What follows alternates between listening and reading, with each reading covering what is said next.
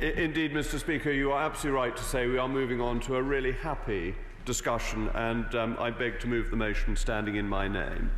It is a great honour to move this motion in order to give the House the opportunity to pay tribute to the Reverend Prebendary Rose Hudson Wilkin, the 79th chaplain to the Speaker of the House of Commons, and I would like to thank her on behalf of the whole House for her service. Let the people praise thee, O God. Yea, let all the people praise thee. Then shall the earth bring forth her increase, and God, even our own God, shall give us his blessing. These are the beautiful, uplifting words, Mr. Speaker, that the Reverend Prebendary reads to us in her strong, resonant, resounding voice every morning, at that point in the day when we meet in private to send up our petitions to God. It is when your chaplain creates that atmosphere of prayerfulness that allows honourable and right honourable members to set their souls at ease with God as they prepare for the business ahead of them. She does so in a way that would move the heart of the most stony-hearted atheist to feel that there is a true and a divine presence.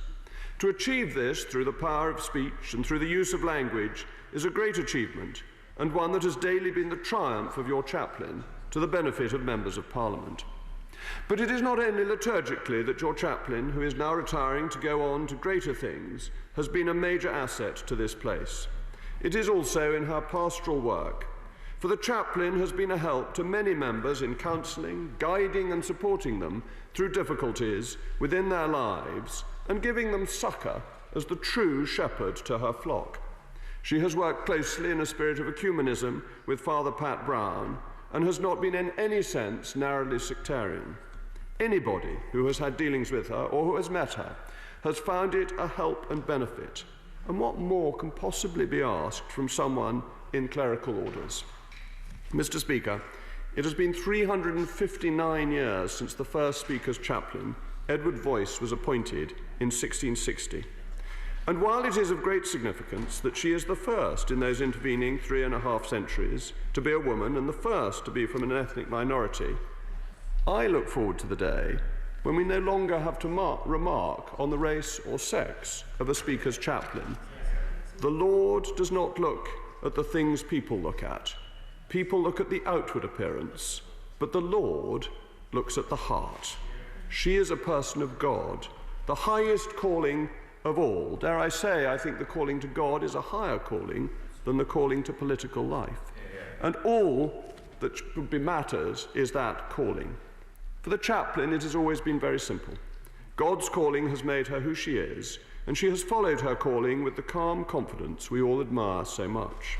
Her key responsibilities, in addition to pastoral care and daily prayers, have included running a weekly Eucharistic service in the chapel and performing weddings, marriage blessings and baptisms of members and of their children. She has also led many services to celebrate the lives of those who have died during their service to Parliament, and I think many of us would particularly like to thank her for her part in the commemorative ceremonies. She has been there to support us following the loss of our dear colleagues Joe Cox and PC Keith Palmer.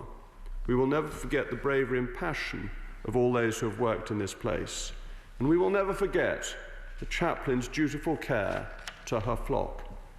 She has always shown her devotion to those who need her, whether in Montego Bay or in these shores, and I know so many people in the parliamentary estate feel that her remarkably self-possessed view of life has sustained them through difficult times. We will never forget the chaplain's trust in God's grace, which has, I think, helped give her the courage of her convictions to speak out during her ministry. We should all seek to live by her words on the importance of improving the culture in Westminster, making this a place where everyone is treated as they should be.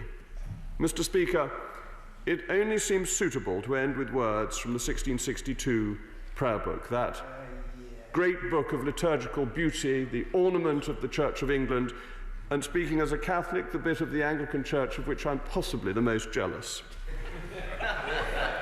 Some of our translations are nothing like so beautiful. Anyway, leaving that to one side, Mr. Speaker, it does seem suitable to end with words from the prayer book.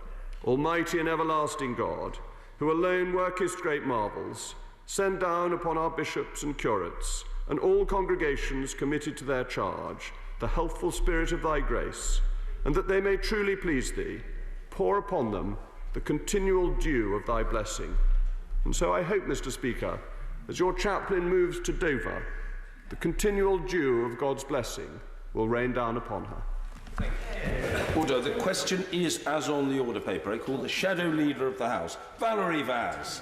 Thank you, Mr. Speaker, and can I thank the Leader of the House for a really wonderful tribute to Reverend Rose.